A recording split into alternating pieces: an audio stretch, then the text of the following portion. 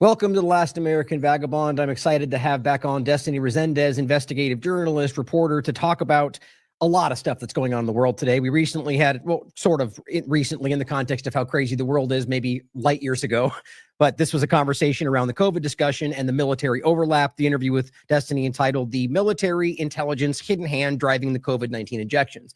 She's been doing really great work on just investigatory avenues about a lot of really important things that people are missing. And we talked about at this point around the COVID-19 manipulation. We've talked a bunch of, but a lot of different things that relate to transhumanism, about the way the direction of the government is going. Today, we're going to get into, what she's investigating now and a lot of other things going on in the world that we both find very interesting. So Destiny, it's a pleasure to have you back on the show. How are you? Great to be back. How are you?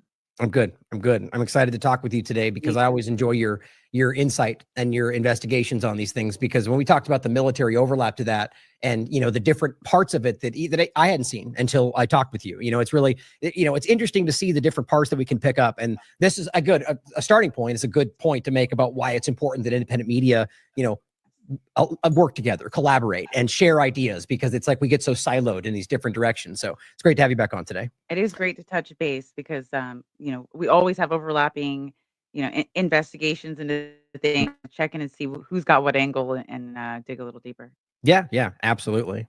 Well, so let's start something I've been asking, people I have on free interviews lately, because I always have things that are in my mind, and I can tend to kind of just, I want to get into how I think, what you see on the things that I'm seeing. But right now, what's the forefront of your mind? What are you investigating? What's something that jumps to your mind that is not, whatever the most important in your mind right now with what you're looking at?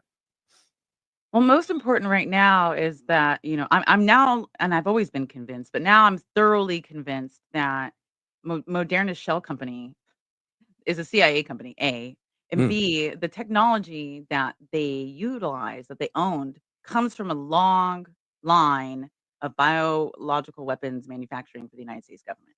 And it's specifically from the Baxter lab incident in 2009, the big H5N1 live influenza, went to 16 laboratories in Europe from Baxter International.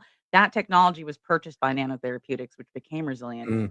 And so their new platform for this new vaccine for COVID and flu is based on that faulty technology that could have caused one of the worst pandemics in history.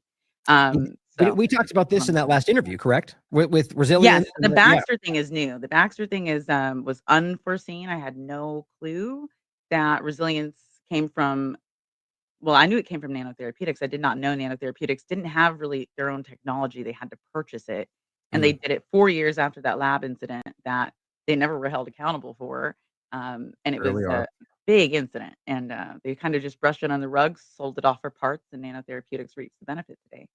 Well, so since we go where you're talking about this, and I pointed the interview, and I know it's a big topic, but we give us just the couple minute encapsulation of the resilience aspect, and then flesh out what you're talking about. I'm interested. So the Moderna part, because we just saw the interesting Moderna, more than one, by the way, but the recent one for children approved by the government. And we can get into the new story about how it was done on RFK's vacation and how it actually happened, which doesn't seem to change the reality of all the other mRNA shots they support. But, give us your thought, or break that down for us on the Moderna part. So Moderna, I know this like the back of my hand. So of course, Moderna is a 2010 company, started out of flagship pioneering by a whole bunch of essentially Harvard graduates. And a lot of them are still on the board. The Harvard people on the board with Moderna, they're also on the board of flagship pioneering. People like Stephen Hahn, former FDA commissioners, on the board of that. So there's a lot of sticky people connected to it. And Moderna never had a viable product that was FDA approved until after the pandemic. And so they had one, I think, right before December or something, but it wasn't for, I don't think it was coronavirus, of course. I think it was for Zika that they were working on. And it was still hadn't been approved just yet before the pandemic. And so it just bothers me that the government invested literally 45% worth of the vaccines in this distributed in the country were given to this 10-year-old company that had zero products before. But not only did that company get that incredible contract for, a miracle contract in the largest pharmaceutical IPO in history, but the fact of the matter is that they hired a company to do the job for them because they were unequipped to do it. And that company, Resilience, underwent 4 or 5 different name changes over the years, but started off essentially as a company called Nanotherapeutics, which almost exclusively made biological weapon medical countermeasures for the United States government, like botulinum toxin and the plague.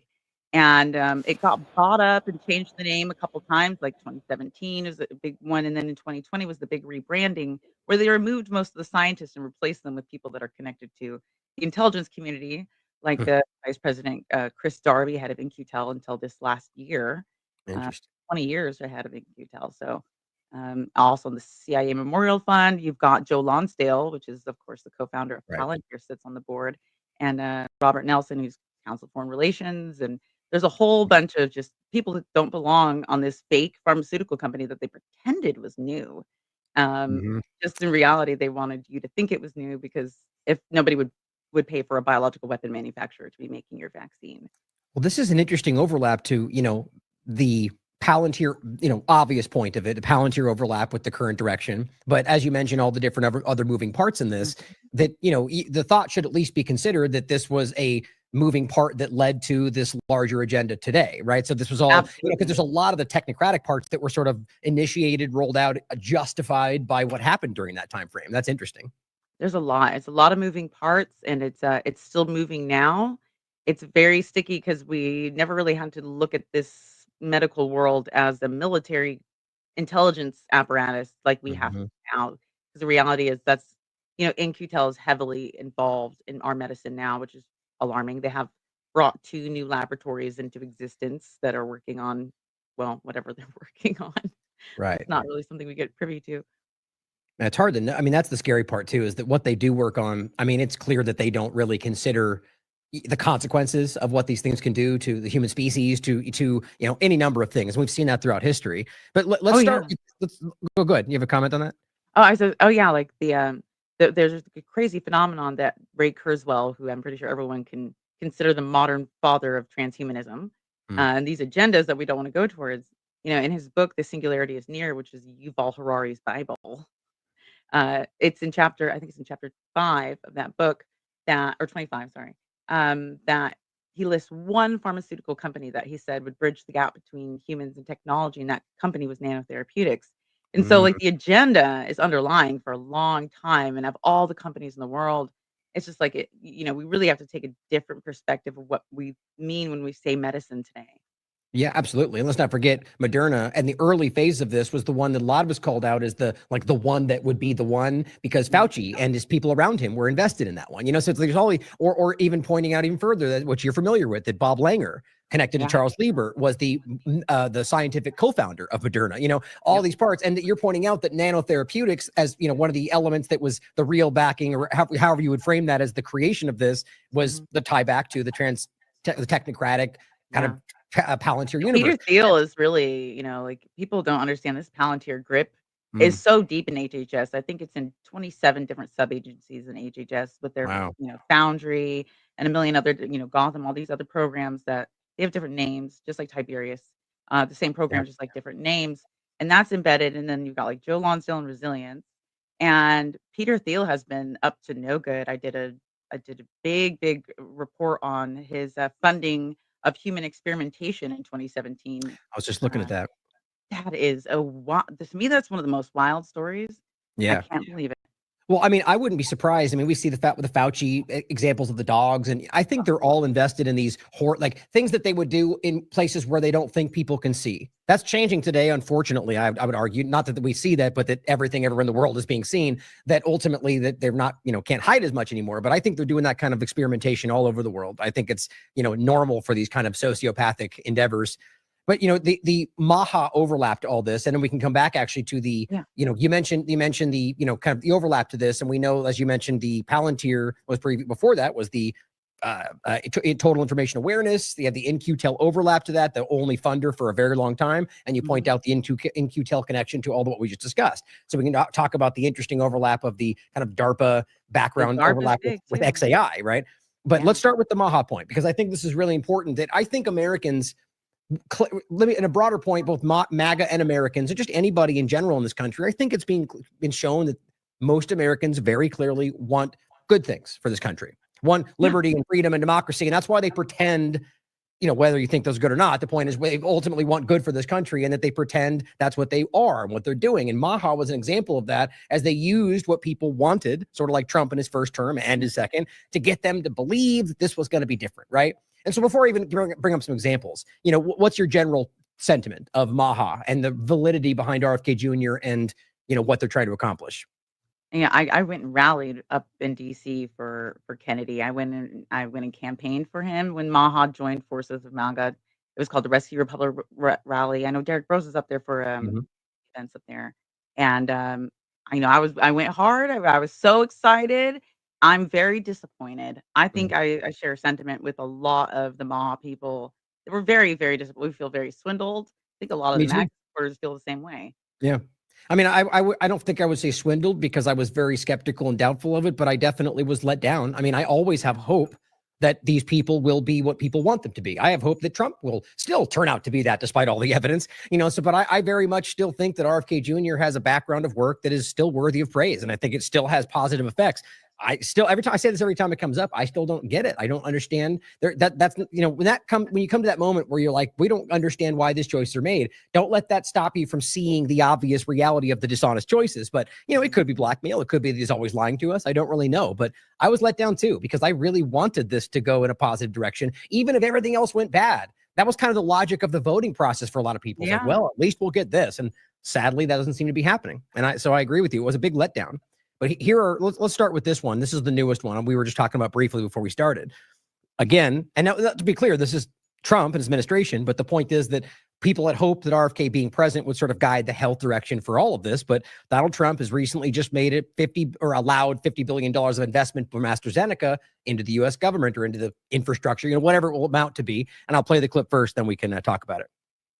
A big announcement. AstraZeneca, the big drug company, is going to spend $50 billion, just announced $50 billion in the United States in order to build various places all over the country, big manufacturing plants, pharmaceutical plants all over the country. So that's an honor.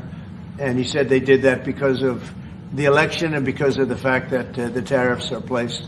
So they're building their facilities in New York. $50 billion, that's a big investment.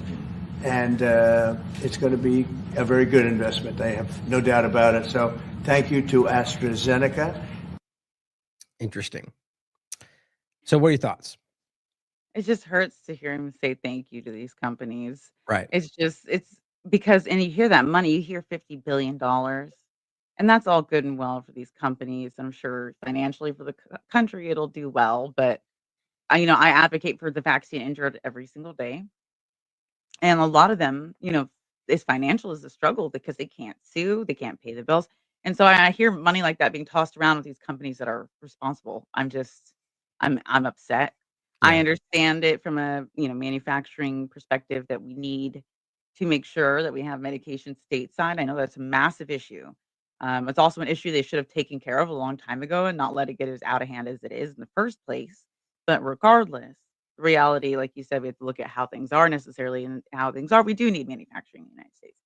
I'm not necessarily happy about it because I hear that money and I know that you know, just and AstraZeneca too. I just have a lot of issues with Mhm. AstraZeneca. Their early work on coronavirus work, they worked with a lot of the people from Moderna in the early days. Kenneth Chan worked at AstraZeneca for, of all things, he wanted to make like a vaccine for myocarditis before joining the board of Moderna. So, and he worked at AstraZeneca for many, many years. Yeah. It's concerning, but Yeah, and it's disappointing. You know, I mean, to your point of manufacturing, like I, in a fundamental sense, yeah, but I would agree. But you don't need AstraZeneca to do that. You know, so it's like and you exactly. could argue that the money is, but to me, that then that the argument that would then be that we would be willing to sell out to have the money for that. You know, I would argue most people in the even just the conservative side of this would disagree with that, as I think we both do. You know, it's not the right choice. But you wonder whether that's Donald Trump just being a businessman and saying this matters and maybe not hearing, which I find it almost impossible, what his base thinks about that. Or this is where I come back to it, like the Stargate platform to start. Like how, there's an obvious disconnect between what people want, what he told them would happen and what's now happening, and that's just very hard.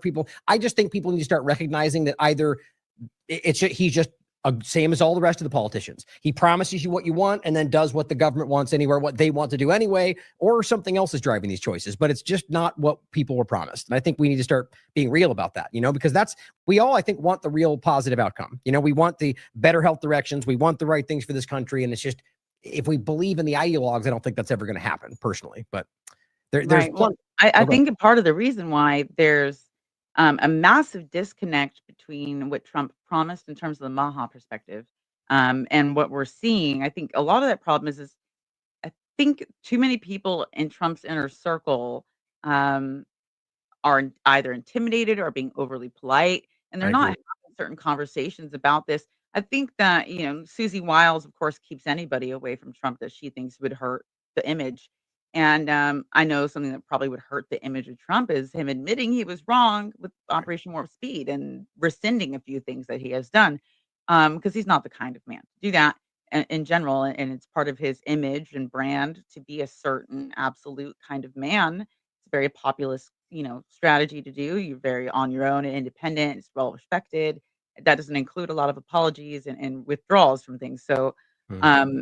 from a PR perspective, I can understand the hesitation, but from us as the voters who really put, our money where our mouth is in terms of supporting Trump, this is something that is a big problem. In my Hmm. This is a big problem. Well, what as always, and again, this is just politicians. It's not unique to Trump, but this is putting PR before the real outcome. PR before what Americans want. And even if it's secondary, like just barely behind that, maybe even of the logic that the PR will lead to that positive choice, is still putting PR before the actual choice. And I think this is what we always see in politics, and it's just sad. And, even people that want to go into politics who somehow believe they can work and maneuver through it, I think throughout history, we've shown ourselves that's just not the case. And plenty more examples. I'll just kind of rattle a few more off. That, for example, this is Jason Bassler points this out. I just saw this one today. Section 453 was approved yesterday. It provides pesticide companies, including Monsanto Bayer and others, Syngenta, near total protection from lawsuits. And this is coming out through the current administration and the EPA. I'm hoping this won't pass. This is the Free Thought Project talking about this, but it doesn't seem like it's official just yet. But these are the directions that are happening. I'm worried about these. You probably saw this one about the Moderna shot, but RFK's claiming that he was on vacation and they fired them. It does seem to be what happened, but it doesn't change the Stargate platform, the self-amplifying mRNA shot. This was the EPA release about fighting, or in regard to a guide on geoengineering, where Trump 2.0 is basically, he says it says right here, federal government is not aware that there's ever been a contrail intentionally formed over the United States, basically denying geoengineering, but that we already know is real. Don't we have legislation in Tennessee that banned it? So, they've banned nothing. It's like it's like the Epstein list. It just doesn't exist. Exactly. The point is, it's obvious that everyone knows that Harvard has a program for stratospheric aerosol injection. Like, it's obvious, right? Yeah. But they're just trying to distance it by using definitions and names. The point in Tennessee, by the way, is they did do a positive step, but it's only a certain area of elevation. Yeah. Elevation. Thank you. And if they simply go above it, then it's not classified as that. And so that's how they're still doing it. This was the EPA. The language is going to kill us. I swear. That's what's going to hang us up to dry is the wording of. I say that to people all the time. If we are not careful, the way they use this news speak, it's going to be our end. I swear. I agree, and it's utilized by left and right, just your government constantly, right? They play these word games and they abuse things, so we get kind of lost in the minutia of it all. This one is about the fluoride aspect, which is a huge stance for RFK, and now they're appealing the ruling about removing it from your water. I don't know if you saw that. That's frustrating. I did not. Yeah, the Trump administration is now appealing it, but Michael Connett, who is the lead behind this as the lawyer, he's from the Fluoride Action Network. That's what he just discussed this on the 11th. And that's what we expected. Derek wrote the article about this. And are they going to appeal it? And we both argued most likely, even though they said they would lean into getting it out of our water, and now they're fighting to keep it in our water. Now, can't people see that the studies have been released and acknowledged by the United States government that having fluoride in water lowers your child's IQ. That has been submitted and approved by the government now. And now they want to So now I see this as an attack. If you know now, and I know now, if you're trying to force it on me, now you're hurting me intentionally. People need to see it that way, because that's what it is at this point. I wholeheartedly agree. And the shot's the same thing, right? I mean, we know that. And interestingly enough, you have Children's Health Defense now actually suing Senator Kennedy. Or Secretary Kennedy. Now, excuse me. Our first. No, I did not hear this either. Yeah, I was surprised myself. This is from yesterday, and because they've been criticizing some things he's done, but they pretty much kind of stayed that we still support him, and maybe they still do in a general sense. But they're saying, yes, CHD is now funding a lawsuit against him because their first priority will always be children's health. I just think that's an important stance to take. Good for them. Good for them. Now, one positive note is that we have seen the U.S., at least they're stating this now, pulling out of the Gavi. You've covered this a lot. What does it stand for again? The Global Alliance for Vaccine and Immunization, right there. Yeah, thank you. And so that's a good thing. But I wanted to end with this on this point of the segment, the conversation. That is a good thing, period, right? I'm glad to see that. But the question is, what do you think about that with everything else we're seeing? Do you think that is, maybe we're beyond the COVID-19, like they got what they wanted from that, and we're moving on to technocracy, and so it's not important anymore? Do you think that it's the money will just find a way around it some other way, like it did in the past? What are your thoughts on that, and then the general direction, since with what we just looked at? I think that Gavi is it was never really the United States' concern in terms of what it was doing. It's a more international thing. It's affected more like African countries, Southeast Asian countries, and South American countries. And also with the amount of funding I'm imagining they're losing from the cutting of USAID, that they're going to have to resort to less programs, less places, and pick and choose. And since Gavi seems to exceed internationally, I would imagine that they're going to just stick with that, and they'll withdraw from the U.S. anyways. I think CEPI is more the concern I have in terms of their direction and their effect on COVID. The whole, make a vaccine in 100 days idea, that came from CEPI. That came from that's with the AI direction, right? And they're going AI direction. They're going mRNA direction. So Gavi is more of those, tropical diseases that they want, malaria, polio vaccine. And same with JEPI. Those are to me, very similar in the fact that they're not necessarily as impactful in the United States. Of course, for other countries, I'm concerned for them. I'm glad we're pulled out, but I'd rather see us pull out of CEPI a lot faster than I would, because they just don't affect us as much, I think, as CEPI does. Yeah. And that's kind of my mindset on it, is that it doesn't seem like that, as much as that's I just in a general sense, I think that's the direction people want to see from them. But what's the real material benefit? Like, did we, and that there's some in the larger sense, but what you're saying is there's much more. It doesn't really change what's actually happening in a larger sense. And I think that's important to think about. And maybe that was sort of a head fake, like just here's a bone, positive step, but it doesn't really, but we're still rolling out mRNA shots. We're still doing, that's my concern, is that, It feels like the whole administration right now. That's what this whole administration so far has felt like, is like, yes, that's nice, but that's not what we wanted. It always feels like this kind of compromise with absolutely everything that has been presented to us. Like, okay, it's not an outright war with Iran, and you're just going to drop some bombs on their nuclear facilities. Okay, all right, it's not, closing the borders down completely. You're finding all the children. It's slowing it down, and we'll work on getting people out of here. It's right. It's getting some. It's not a satisfying meal. Yeah. And then within all of those partial efforts, there's all sorts of technocratic rationale and like things that are rolling out to make that, partially happen, biometrics and scans and Palantir scan, it's like, and so it's clear that that's, seems like the primary agenda, if you want my opinion. I think that's obvious. But let's talk about that overlapping point. So this is what we brought up a moment ago. And this is actually really, I can't believe this doesn't get more attention. It is a really crazy reality. It did good. I was actually surprised, like, for the post. I mean, whenever I just find something randomly like super interesting, I'm like, and I didn't even look for it. I was looking at Peter Heinem from DARPA, and that's from his testimony, that first image there. And I was reading it because it's from 2019, and I was looking at, like I always do, all the things in 2019 that indicated COVID was coming, which is it's enormous, the amount of indications that are findable, and Peter Heinem is one of the contributors to that evidence. And that was from, I think, November 2019. He had a testimony before Congress for the emerging threats with the Armed Senate Committee. So they, I was just reading his little thing and then his testimony, and there was xAI, and I was like, what? What? Like Elon's xAI? And they're like, no, they're different, but they are essentially the exact same. Right. Well, my audience is familiar with this. We did that report on December 2024. I watched it. I watched when you sent it to me. Yeah, I just called it the quiet transition from DARPA's xAI to Elon's xAI. And just a quick breakdown is, so we have the applied AI letters post on onlinelibrary.wiley.com, and it says DARPA's explainable AI xAI program. And so the quick breakdown is that this ended right before a matter of months before Elon took over. So they say that this is done. And the whole thing was about them finding, basically having an AI system that could explain its actions and would ask. It's kind of the general idea. There's more to it. And so then they ended it. Elon takes over Twitter, and then right away starts xAI, and that's supposed to be a whole new thing. But if you even look on anything Twitter related, you'll note that they have these things up here where was it? Somewhere where you can hit a thing that says explain this. And it's like that's the Yeah. whole point. And so either way, That's it's if you hit the grok button, that's what it does. The grok is that will what it was? yeah, if you hit grok Yeah. on any post. Yeah, either way, the point is that it's the same general concept. And so then you can go through even further and find that they're, and also to your point about total information awareness that becomes Palantir. I mean, there's more examples. This is what they do, right? But you can have then overlapping points about this. You have BlackRock investing in xAI. Then you have xAI merging with X, which was already the point.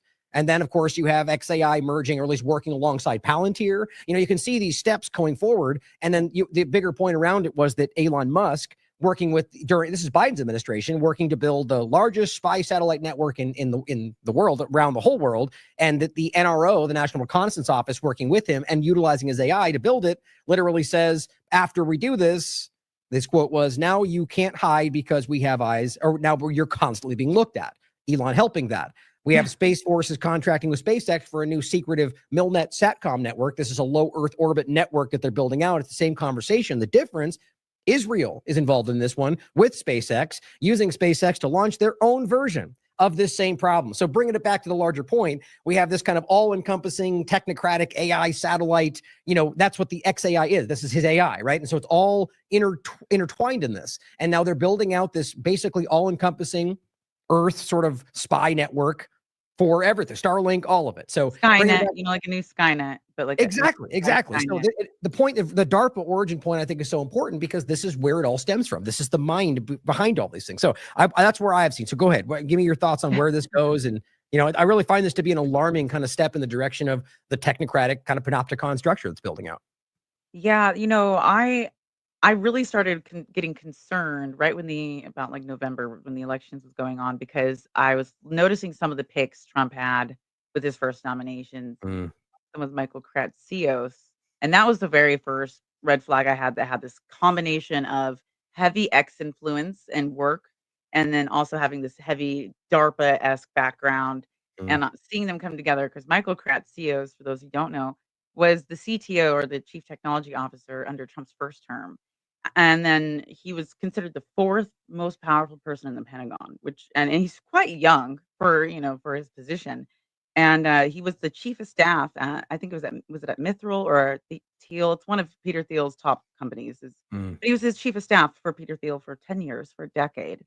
And then he goes in this administration, he's back in as the even bigger directorship with Office of Science Technology Policy. And he's the one who brought in the mainframe for the 5G and the quantum computing initiative in the United States. He brought in all those major technology issues. And he also sits on the board for a company called Scale AI, who's ran by a whole bunch of people that sit on the board for xAI, same people, a lot of them. And so, of course, they got brought in with Doge. And I was very concerned about this merger of Elon and DARPA, that we're seeing with a few members of, either somebody from Scale AI that works with xAI, or xAI, or from Peter Thiel, but they're kind of overlapping and tossing these people between, but they all have the same goal. They're all government contractors. They all want to essentially make the control grid and get their piece of the pie on that, because it is being created and everyone wants to get their paycheck. What do you think about the difference of the AIs? Like, I wonder how much these things are separate. Like what you're kind of highlighting there is like OpenAI is what's tapped for Stargate, except at that same moment, Donald Trump's working directly with Elon Musk, and he's the one saying that his AI is going to destroy the world. And so it's like, what a weird choice. But my question, I guess, is do you think that these things are one ultimate program and these are different parts of it and they're more working together behind the scenes? Or how do you see the different vying elements of AI right now? Well, I think we have very few examples to go off of in terms of the scale. So it is really like new territory. The only thing close to it that we have essentially is like Interpol, in terms of how widely connected it is with one unified system. I think Interpol, in my opinion, is probably the best kind of thing we have. And I need to investigate how Interpol came around exactly to get like a good answer for that, because I think that would be the most likely answer, is usually the correct one. So seeing how they've done it before, the government's not they're not that smart, like, to be honest, with all the resources and people they have. They tend to, repeat themselves, even when it's to their detriment and our detriment quite often. So, uh, I'm not sure how it's gonna happen. I would imagine that at the rate of kind of this monopolization that has been the trend for the past 20, 30 years in the United States, even though we used to admonish that, the capture by just one singular entity seems to be the trend, and I think that they don't have a problem letting Palantir like do the whole work on this. I think it might start with a few companies that maybe don't necessarily have to do with the certain software parts that I think Palantir will Mm. take care of all in all. There'll be other, I think, pieces of this because it's going to be massive. I think the control grid. I fear it being the day that like Elon Musk owns all the satellites that are going to be Right. communication. Going to offer free universal Wi-Fi. Like this is my vision of worst case scenario, and everyone's going to get it. Everyone's going to use it. It's going to be wonderful. But then, market crash or whatever reason, stock, stakeholders upset, whatever. They're going to be like, okay, look, because we give it for free, we have to kind of stop doing that. We're going to let you still have it free, but you have to get the Neuralink and we're gonna Right. and there's gonna be people in this world, after 10 years being addicted to free wherever you want perfect internet, there are gonna be people, and I think that'll be dumb enough, in my personal opinion, to like Right. actually get that. And so like my biggest fear is that it results, of course, at the end of the day, in my mind, in the government's hands. That's gonna be the unifying connector. We live in the world of public-private partnerships, and it's just fascism. It's all it is. It's just it's a pretty way to say fascism. But that's where we're heading. Palantir, I think, will be a big proponent of that for the government and smaller, also, military industrial complex companies. I don't see it any other way. Yeah, I agree with you. I think that's a very clear. I mean, a lot of facts back that up, and then the Palantir element of it. Why that would be given so much influence.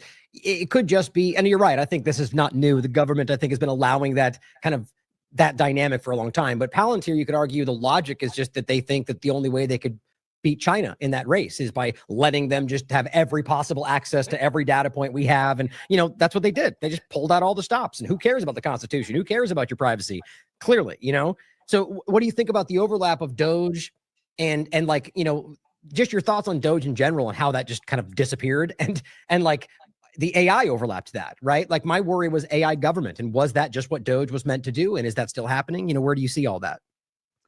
I think, I'm not the biggest fan of Elon Musk in general. So, Mhm. and what's bizarre, I know no one would ever believe me, but you could find proof of this, like on my BitChute way back in 2021 or two. I predicted Doge, Trump, and Elon would be a thing. I didn't know how, but the signs were there, and sure enough, it happened. And I was just mind blown when it came together because I literally had videos where I was like, guys, I don't know what's going on, but for some reason, I just know Doge, Trump, and Elon are going to be a thing. And I didn't even know it was going to be an agency yet. I meant the coin at the time, but like Mhm. it's so that kind of red flagged me because it's like, why would I even remember something like that and pick up on something like that? It's usually a sign that's like, I should have paid attention more. In my, Mhm. I take that as a sign I should have paid attention more because it probably wasn't a good thing.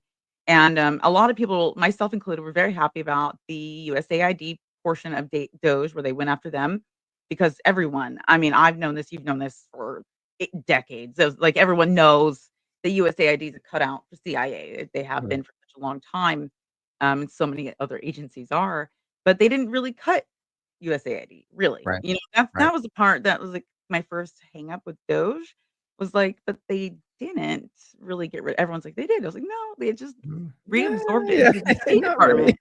They just took off the name from the agency door and said, Right. "Hey, Rubio, this is your place now." Like, that's Right. it.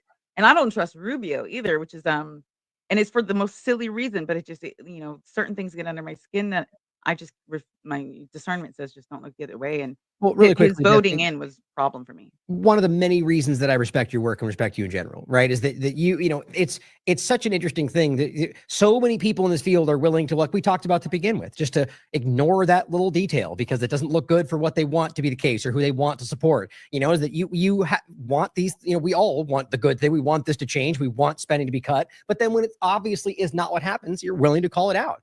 It's I'm shocking how calling it rare out. that is in this field right now. But I just wanted to point that out. Go ahead. Thank you. I find the same with you and same with Derek and Whitney. There's very few, like I said to you earlier, there's very few, and I don't mean it to like sound snobby. It's just like when you are a researcher and you are a reporter, you're working on your own stories a lot. It's very hard to take time to enjoy each other's work as good as we Mm. all find each other's work to be. And I do particularly, if I talk anybody highly, it's because they're impartial, and I think that is the only way through this. Like the only way through this is to be impartial, and you have to be the person that says, "Yeah, that's not," it might be, a little, inappropriate for the conversation. It might be uncomfortable, but somebody Mhm. has to say it. And so I appreciate that comment. And I feel the same towards you as well. Thank you. Yeah, I mean, it's my point. My thought on it to get one step further is, look, let's just say it came down to something that is the truth, and it's you can prove it, and yet that truth will be detrimental or just damaging, maybe just uncomfortable, inconvenient for the group that you support, and maybe even a group that genuinely wants to do the right thing. It is still you should still point it out. It's Yeah. principles and integrity. And the moment we lose that, the moment we start making rationale about why you should do the wrong thing for the right reason, we're lost. And that's politics for you, right? So I just think that's important to think about. Yeah, and I wish more people would adopt it. It's Mhm. very difficult with the polarization that's gone on in politics lately. I understand. I also think we're just so desperate as a nation for any sort of normalcy or for just to get a break. I think we're just so desperate for that. A lot of people have resorted to that ideologue that has this whole, populism or whatever kind of cult mentality, because it's comfortable, it feels good, to have a group to belong with. But I strongly believe in the words of Mickey Mantle, where he's like, "Gangs are where cowards go to hide." Mm, You replace gang with bipartisan party or whatever group you right. identify with. To me, it's one of those things. You actually pointed out a quote by Theodore Roosevelt in that DARPA video you did. I have adopted it. I love it, and Mhm. I do think if you can't criticize your own, and criticize the government, Is your right. ability to claim Americanism is very difficult. Yeah, I wholeheartedly agree. Very And this difficult. is one of my favorites. Yeah, it's to announce that there must be no criticism of the president or that we are to stand by the president, right or wrong, is not only unpatriotic and servile, but is morally treasonable to the American public. Very, extreme and good, and rightly so, right? It's like there is a line once you do that, you have lost the plot. And as a Republican saying this, I think that's important. But yeah, Yeah, I I love that. I saw that and I was like, I'm glad I saw it because I did not know that quote. And it's very reminiscent, I think, I would love to visit his live so I could ask him if this weighed on his speech, but the April 27th, 1961 speech by John F. Kennedy with the Newspaper Publishers Association, talking about how important it is for the transparency to the American people, because of course he's talking to journalists and publishers about that responsibility that they had. And Mhm. that, he said, I not only, I don't dissuade any criticism, I welcome it, because he said that Solon, the Greek philosopher Solon, had said that for those who don't criticize, essentially, you don't have any part in society. Like, what's your point? Because Mhm. you're just here to be ruled, essentially. If you're not going to willing to criticize and make sure you stand up for yourself in terms of what you deserve to know. Yeah. Yeah, most definitely. But I am always, right lately pointing out the positive spin on this is that I very much think that people are starting to come around. I really do. And I think that, as always, though, there's always another tripwire. There's always another minefield to pass. The QAnon and Russiagate. There's always something that's grabbing people, pulling them back into the partisanship. But I think moment by moment, I mean, even over the last couple of decades, like it's been a chipping away at this. And I think that's kind of what the end game is here, which I point out often, is that they need to get to a place where that just no longer matters, right? We're going full dictatorship, full authoritarianism. We're going to get back to that position. But framing it as we have to get there to save democracy, save the Constitution by destroying it on the way. That's what I Yeah. think is happening. There's a political phenomenon. I've written threads on it because I think think not only is it wildly important to understand, but it's very telling. There's a political phenomenon called democratic backsliding, and it's a term utilized in politics and in civil discourse about what happens to a government. There's a democracy initially, any form of democracy, and the systematic detraction of its validity to the point that it turns into a totalitarian regime. And now Mhm. it happens to many countries, happen like Venezuela, happen lots of countries where they have a democracy of some form, and from within, there's like 4 or 5 manifestations of it in phases that it goes through. We're currently in this. We have been for years now. The scary thing about this process is so far they've never found a country recover from it. Mhm. Mhm. So that's the scary thing. So they're not saying that we can't. They're just saying, well, we just haven't seen that yet, but we are indeed in this process. And what's even more alarming is the definition and manifestations on Wikipedia in 2019 changed. They deleted 2 of those manifestations and criteria in 2020. And when you look at what those deletions were, one of them is the government creates a sense of emergency, a state of emergency, and Right. acquires more power. And that's one of the ones they deleted. And the other one was I think it was something along the lines of immigration, flooding immigration, Of course. and like kind of babying the minority class over the majority class, and especially through the judicial system. So like making Mhm. laws for the small groups like transgender or whatever, Right. those things that largely the entire population is against is a symptom of this. And they deleted it so that we wouldn't know how closely, like how deep we were into it. But that's what it's really a new, it feels new and different because it is new and different what's going on. Yeah. It's just, I think it feels like we're in the midst, in the kind of process of like a dying empire. Not to say that America is going to go away, but like we are watching the structure break down. And that's a good thing if you understand that we are not represented, in my opinion, by this broken system. Like American people can change this and go back to whether you want it to be a democracy or hopefully, in my mind, we get beyond the idea that we need a government, but I know we're not there yet. But I think Yeah, we're in this I don't think so. process, and I think it's positive.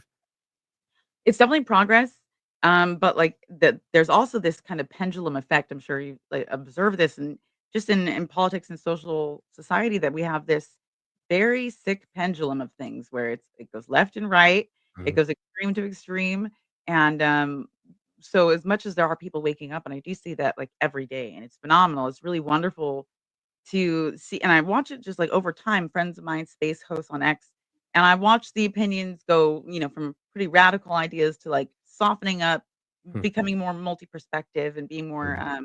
impartial, and I'm very encouraged by that, and I see myself becoming more, encouraged as I continue to try to do so because I think it is something at some point you have to kinda take it consciously. It Yeah. can happen naturally, subconsciously, but there comes a point where you kinda have to be conscious about it because there is so much opposition to that kind of thinking. Mhm. You have to take it seriously, but there's also this group, the opposite of those who are kind of enlightening, as you will, that are doubling down, tripling down.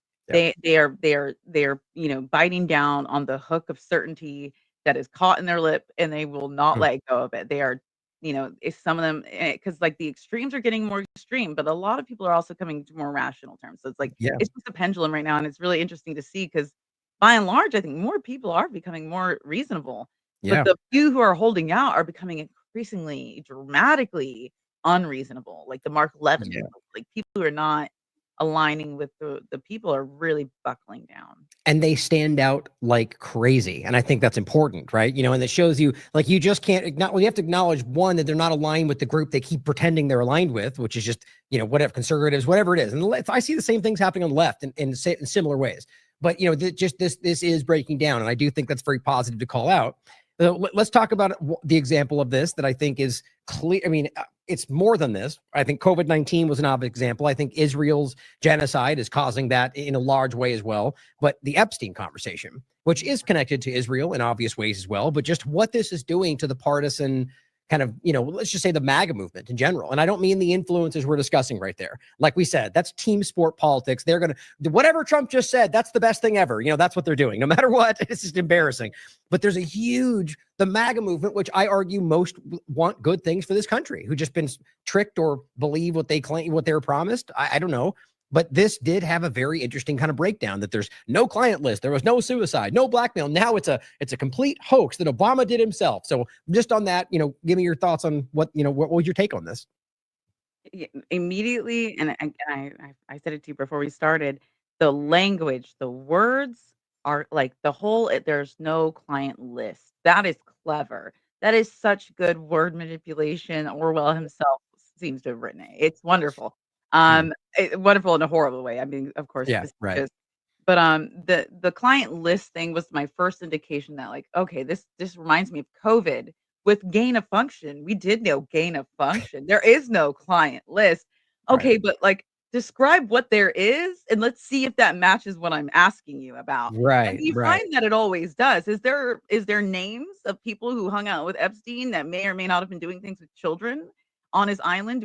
Is there a list of that? Yeah, there is. That's what I'm talking about when I say Epstein list, and it's the same thing Right. with, like, gain of function, like, okay, did they gain function in the change of experiment? Did that happen? Yeah, well, then Right. that's gain of function, so we really have to get a hold of the language, and shame on the government for taking such cruel, but very simple to point out propaganda tactics is very it's rudimentary, but 'cause it works, and Yeah. so we Right. Right. resort to it. Oh, and you make an excellent point. Go ahead. Go ahead. No, I was just saying that was my first big red flag right there. Yeah, yeah, and you make an excellent point. Is that you know the idea that there is a? I mean, you could even just get rid of the word list entirely. Do you have data? Do you have evidence of people who committed crimes through this network? Obviously, I mean, the court documents from before, I think 2018 say that. They explicitly say that they claim that Bondi, not when she claimed it's on her desk, but in other interviews, as you saw, we have hours and hours of porn, and not just the porn she claimed it was after the fact, but like the actual evidence. And so you just can't hide from this, you know, that it's very clear. And so they say, you're right, there's no list. Well, they're just pretending like there's no one list in one place. Okay, fine. Give us the evidence. And this is why I think most people on the conservative side, I think I have it up right here. Even Rob Schneider just put this out. I think this was today. And just said, you know, it's the Chris Farley. Yeah. What was his name? I forget the character. For love of God, just arrest someone already. Well, yeah, but Chris Farley as Oh, what? the character, the down by the river guy. Yeah. What was his? I can't think of it. That's gonna drive me crazy. But you know, the point is, like, these are hardcore supporters of the team of Trump, and it's like, look, just like it's not even just about Epstein. How about Fauci or Bill Gates or anybody they claim was altering information since he got elected, or people that were in Social Security stealing, all these things, all the claims they made of all the crimes they're breaking out from Democrats? Not one person. It's crazy. You know, this entire Epstein, this has been, you know, MAHA has been disappointing, but I will say Epstein's been divisional. There's a difference.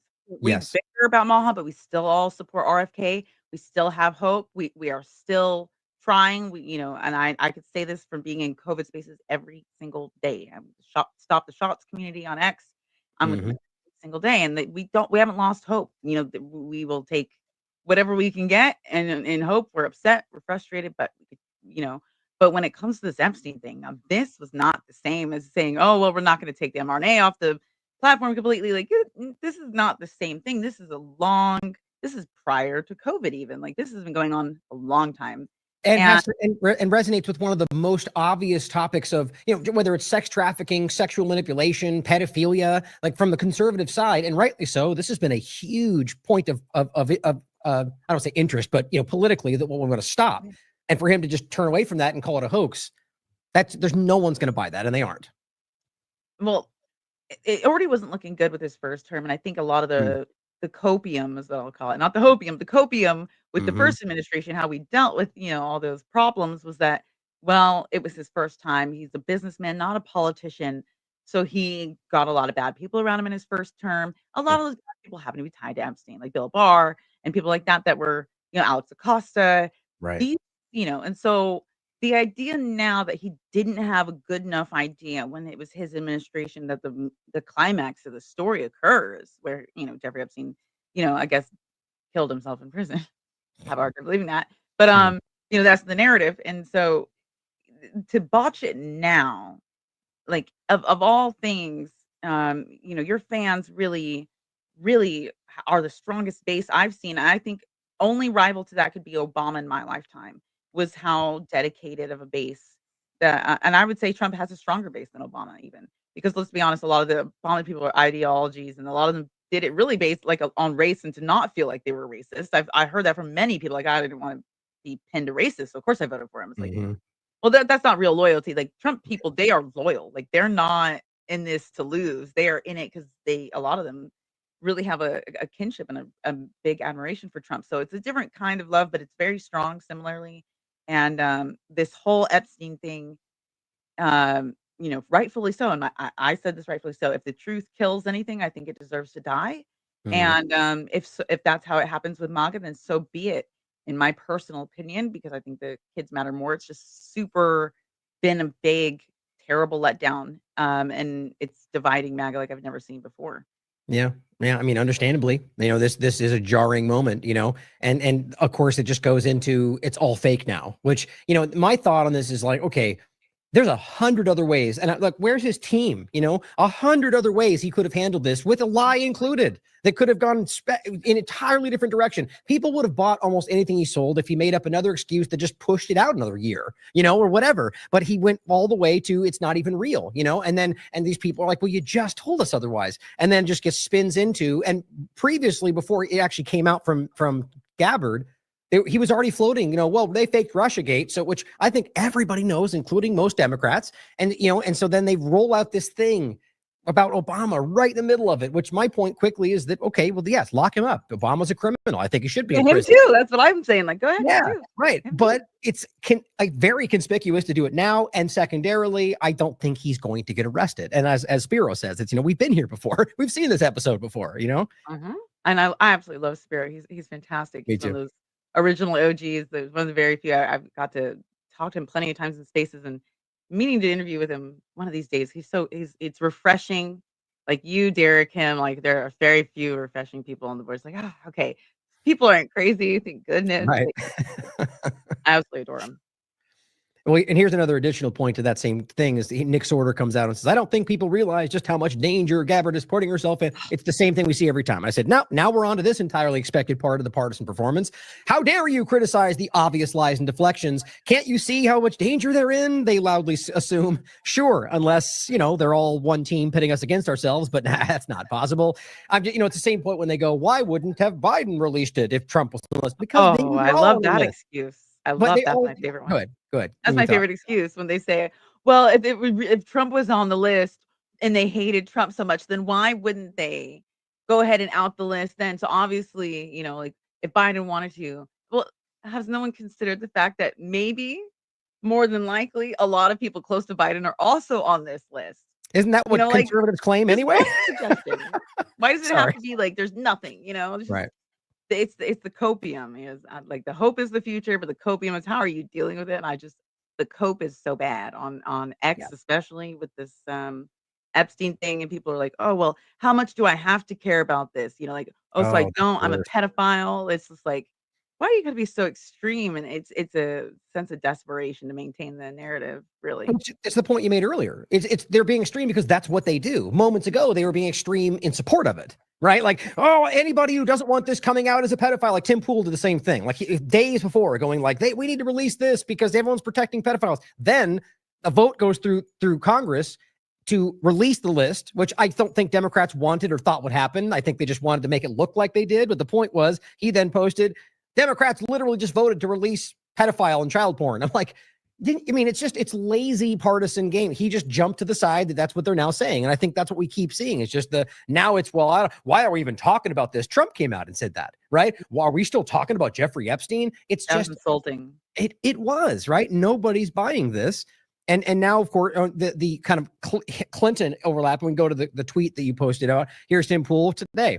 They knew the Russians were not trying to get Trump elected. In fact, it seems the Russians may have wanted Hillary elected. Oh my gosh, it's literally Russiagate reverse now. It's like this all the way back the other way. And then let's play the clip you shared. Then let's talk about thoughts on this, how this connects. We caught Hillary Clinton. I said, you know what?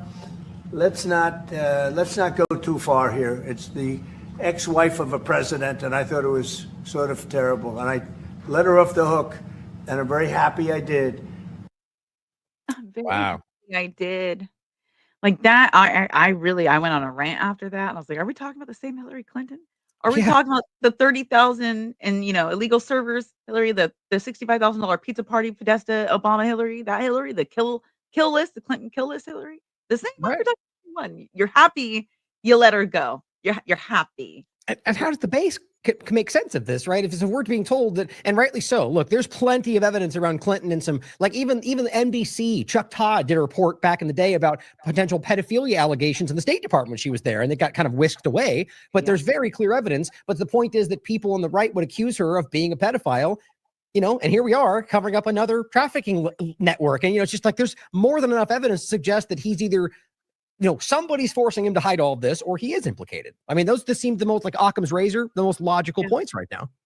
Occam's razor, I think a lot of it is that he's, and this is not a very popular opinion. People, I know some people do share it with me, but I do think that Trump has become quite compromised in this second administration. I don't even think it's from within the swamp necessarily. I think a lot of this is a foreign influence. Yeah. I think Israel is playing a large part in this. And of course, Israel is the other member of this big, franchise that was going on with Epstein. That's, right. Alex Acosta admitted to that at least was intelligence. You've got the mega study group that ties in with Mossad. So there's more than enough. Like one of the last things he did before he had his original arrest back in like 2006, He flew to Israel right before, Mhm. in the midst of trial, flew on to Israel. So it's very clear that he's got some tie, quite clearly in Israel. The amount of money, the people he hung out with were exclusively Jewish billionaires. With the study group is exclusively Jewish billionaires, and Right. so to see, and that's where the money came from after his affiliation with Mega is when he really started gaining a lot of traction in terms of property and finances. And so to just ignore that correlation out of fear of being called an anti-Semite, I think is a huge mistake. Yeah. And I think Trump obviously is just heavily controlled by Israel. It's unfortunate, but I think to deny it at this point is just copium. You're coping a lot. I agree. I agree. And that, the idea that that becomes something about Jews at large is just ridiculous. It's It stupid. is. That's not what we're saying. And the obvious reality is about a government and its actions and the Yeah. political ideology that drives it.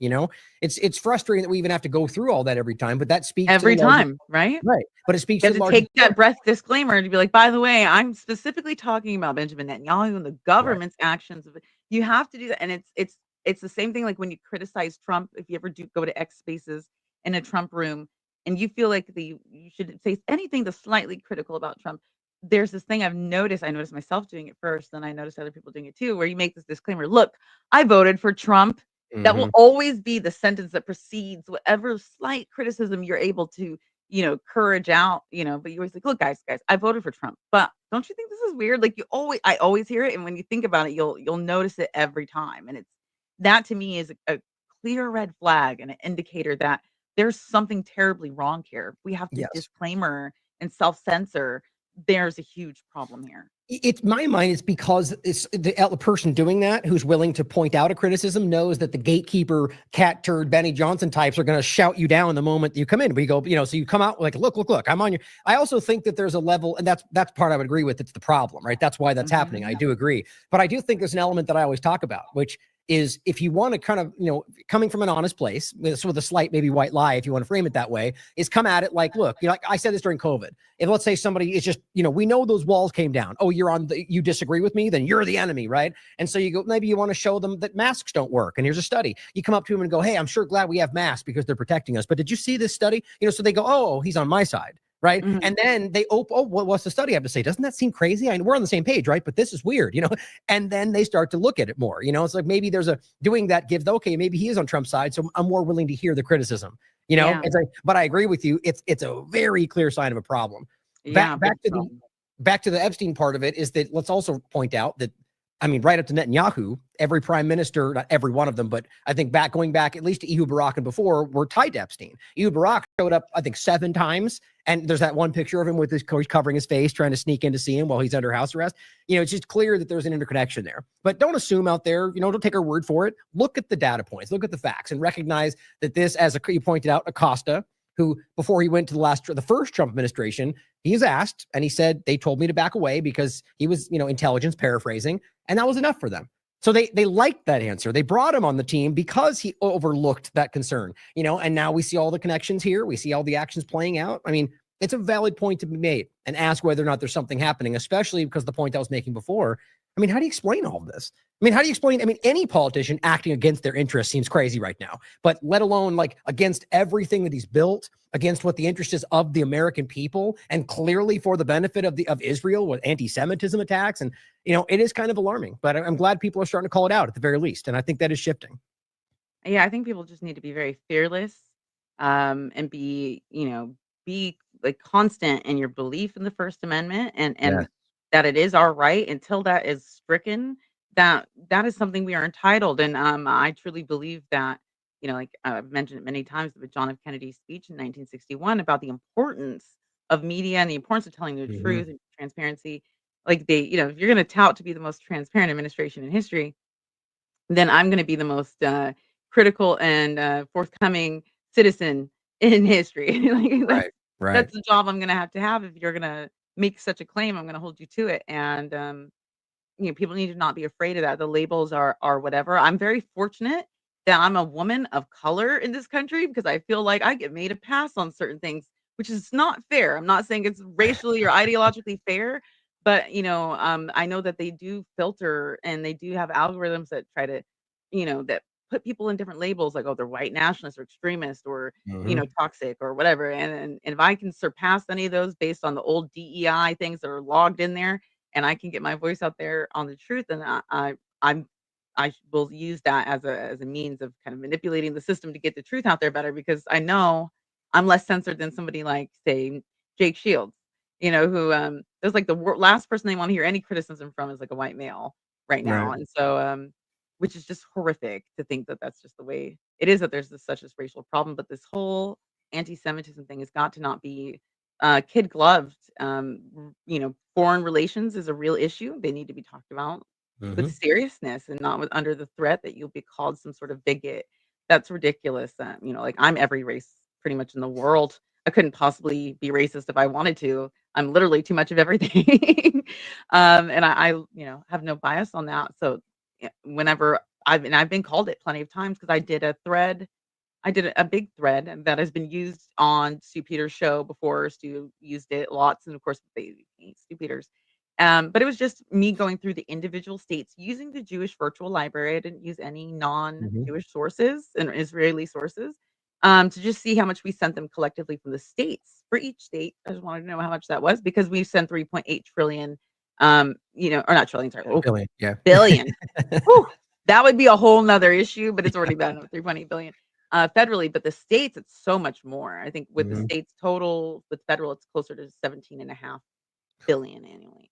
And Wow. that, because it made such a big deal, Stu passed it all around and was tagging congressmen and stuff on a show. And so it got a lot of attention from a lot of people in like ADL, very, very upset with me. Mhm. And How I've been dare you called call it the anti-Semite. truth? I'm just, and I was like, this is not, I'm not even picking, like, it's not like you pick like Hitler.com for these sources. This is the Jewish virtual Right. library that is, ran by Israelis. So I would assume that you guys would be okay with your sources. But And even it's then, also factual information.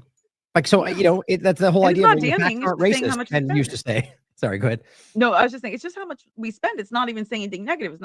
It's Right. not an opinion. It's just like, it's literally a receipt. That's all I'm saying. It's just a receipt for, Right.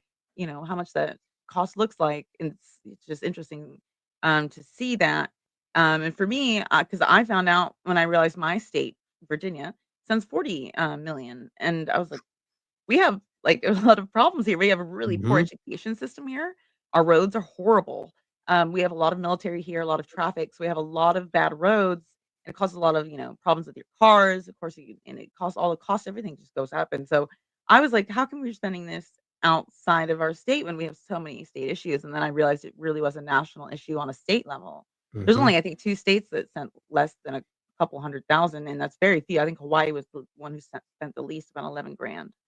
But some of them are up to $2.5 billion, some It's states. just, why the Oregon, right? rationale? Why in the world that even makes sense to send? I mean, in any case, like, clearly they feel like they have to. You know what I mean? Like, that's very strange, especially when there's very clear pushback all over the country about this stuff. Yeah, I'm gonna have to make sure I do a point about that, and and highlight your work. So send me that link, and I'll make sure we talk about I it. I absolutely will. It's just like it bothered me that the states that send the most, are typically ones that you would think based on just demographics and people within the state. There is high Jewish populations in the states with the most in general, which makes a Mhm. lot of sense to me, because that would be within the interest of, people, possibly back home in different companies, and that's fine. I don't have any problem with that. But the problem is those states also happen to be the ones with the highest incidence of homelessness. They're like Oregon, California, New York. And, that money, those billions within the state, that's state money billions, that really right now, those places, I don't know if you've seen downtown Portland recently, Mhm. but it is that's where my brother lives. It's last time I visited, it was horrific, and, it's almost unrecognizable. And to think that $2 billion that could have really solved Oregon's homeless problem left to another country in such a Right. time of dire need is just, it's not a matter of the religious aspect. I don't care about that at all. It's that we have Americans suffering.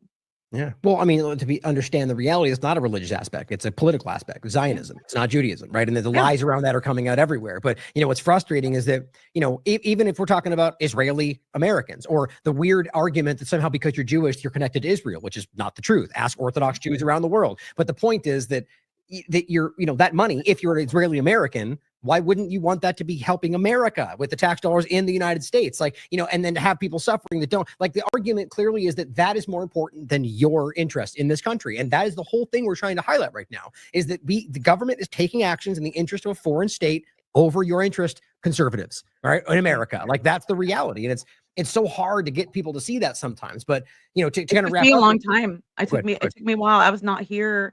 This conversation like would have not been flown with me at all a couple of years ago.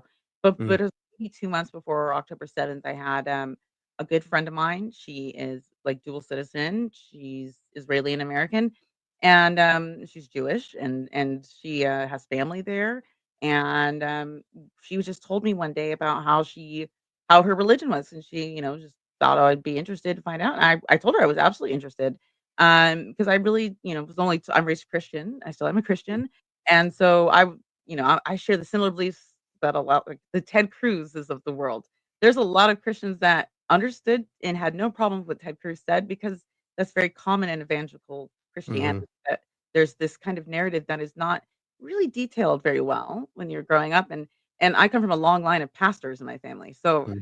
like we built our church in our community back home. So this was, and she told me like, over the course of a couple hours, one lunch, that what she thought and the ideas within her nation and what her people thought and what they thought of my God and our ideals. And I was I was very shocked. She was very Mhm. candid with me. Um, it to this day, it gets me tongue tied just thinking about that conversation because it was so not what I thought I knew, Yeah. and hearing it from somebody who I liked, who I consider a friend, who was just casually chatting it with me it was very alarming. It's very alarming, I think, and for that kind of shock for certain people. It's like the vaccine thing too, when you find out that vaccines Right. hurt people, and you're somebody who gave your kid vaccines and stuff, like, you believe this narrative without questioning your whole life, and then when you have that moment where you realize what you knew is not reality, Mhm. it's very jarring.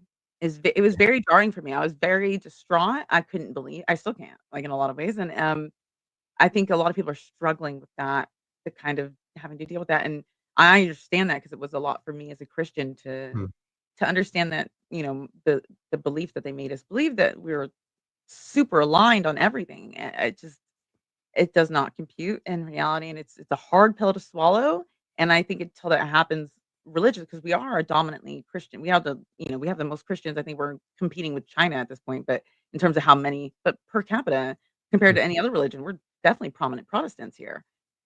Even our government is well over 60% Protestant of some form and denomination. So, which is not the same kind of case in Israel. Israel does not have multiple religions within their government. We do. We do have 2% Jewish congressmen. We do have like 4% Islam. We got very small percentages of everything, but that's because, we actually do value democracy. And then to find out that Israel's government does not have any non-Jewish people in their government at all.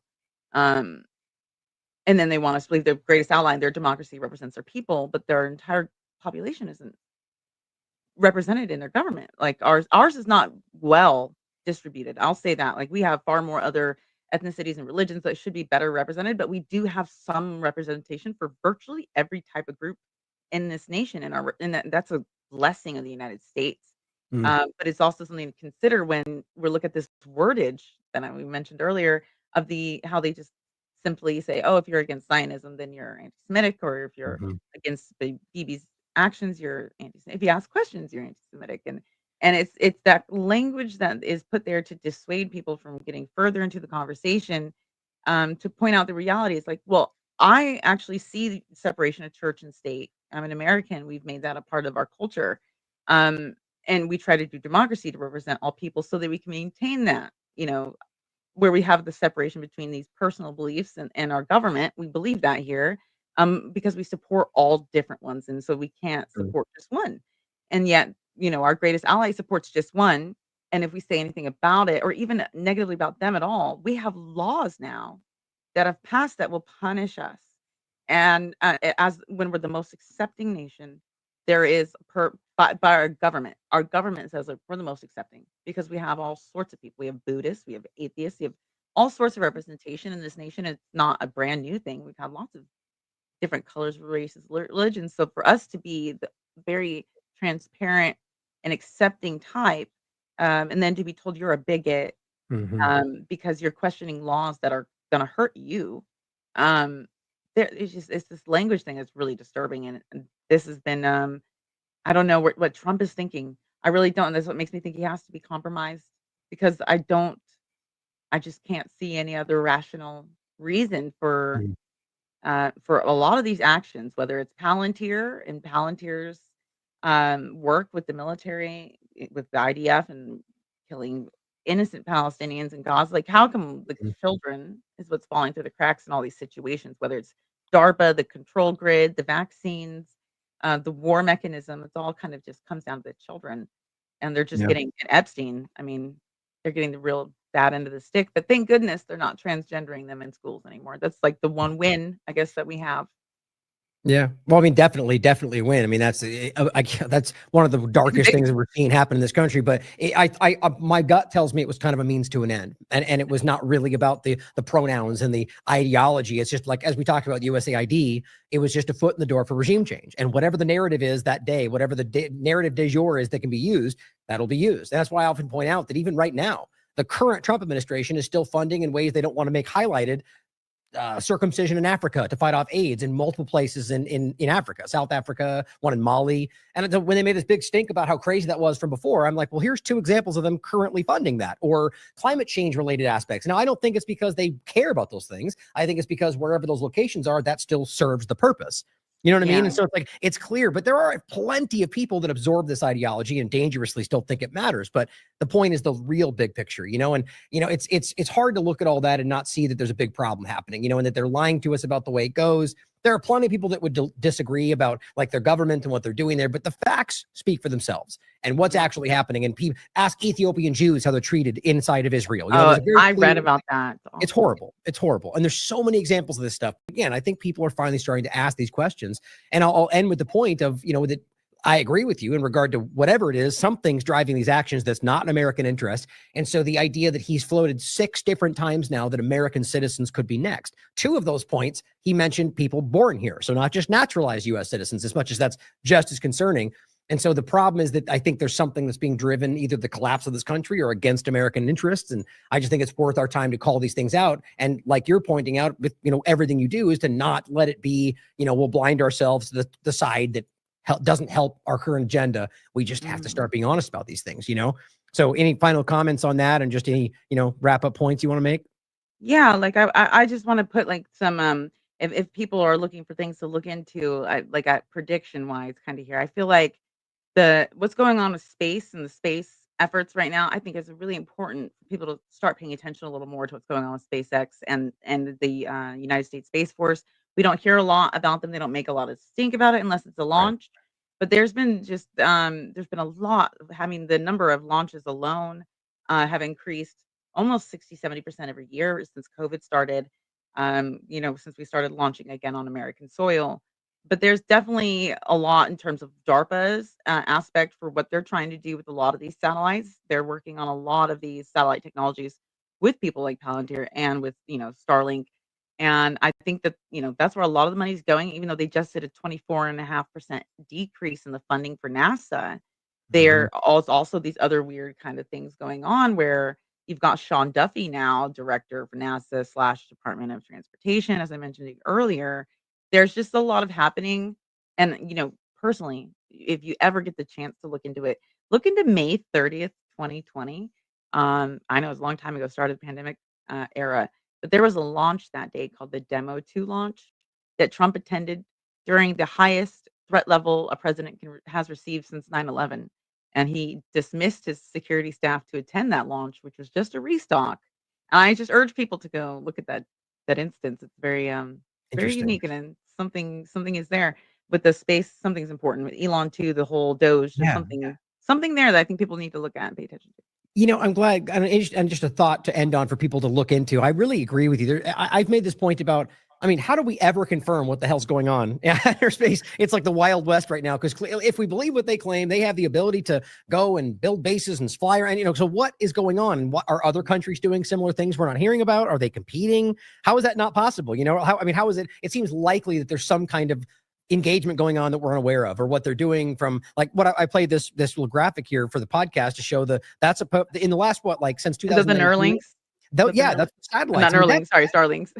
Yeah, well, it's both really. Oh yeah, you said Neuralink. Sorry, yes, SpaceX or Starlink. The satellite point is that image makes me feel claustrophobic. I'm like, oh my God, that scares me. But it's like we're being, there's so much that could lead from that. And so I agree with you. We should look into this, what's going on, and and how that can be used within this country for surveillance or any number of other things. But yeah, there's so much going on that I think we're in ways, like even with stories that are valid and important, like an Epstein story, are still almost in their own right being used to keep us from looking at other things. There's so many ways to look at all this. And I will again shout out your work, and hope people will continue to look at your investigations and what you're talking about on your other platforms on Twitter and everything else. And thank you for coming and joining me today. I really enjoyed the conversation. Thank you for having me. I always enjoy the conversation. It was a little all over the place, but like my mind works that way, so I'm more than happy to do it. That's my favorite. I mean, I think it's just, rapid fire kind of conversation about different things going on because, we get a little limited time, and I think it's important to see people, kind of contextualize the larger opinion about things. And, so thank you again for being here. And anything else you want to shout out before we wrap today? Any upcoming events or anything? No, I just want to say, thank you. Of course, I absolutely should make time to do more of these with you. I do enjoy them very much. And there's so many, like you said, there's so many stories to talk about, and it's never ending. I don't know. I'm beginning to think it's all by design to have so many massive. When has ever life been this interesting? There's just so much. So I try to look at everything, but I know I miss a lot. But definitely love talking it over with you. Thank you, and I look forward to the next one. And as always, everybody out there, question everything. Come to your own conclusions. Stay vigilant. In some respects, it's just as bad now, the authoritarianism that is coming, Gerald. I am really, really fearful for the President of the United States of America to suggest, as he did on Air Force One on Sunday night, that American citizens could be deported, for his press secretary to say, we're looking into a way to see if this is legal. We don't know if it's legal or not. A, is terrifying. B, betrays such a profound ignorance of first principles to which he is sworn. He is sworn to preserve, protect, and defend the Constitution and to enforce federal law. You mentioned that you're open to deporting individuals that aren't foreign aliens but are criminals to El Salvador. Does that include potentially U.S. citizens, fully naturalized Americans? If they're criminals and if they hit people with baseball bats over their head that happen to be 90 years old, and if they rape 87-year-old women in Coney Island, Brooklyn, yeah, that includes them. What do you think? There's a special category of person? They're as bad as anybody that comes in. We have bad ones too. Profoundly un-American, utterly unconstitutional, and I am sorry to say is coming.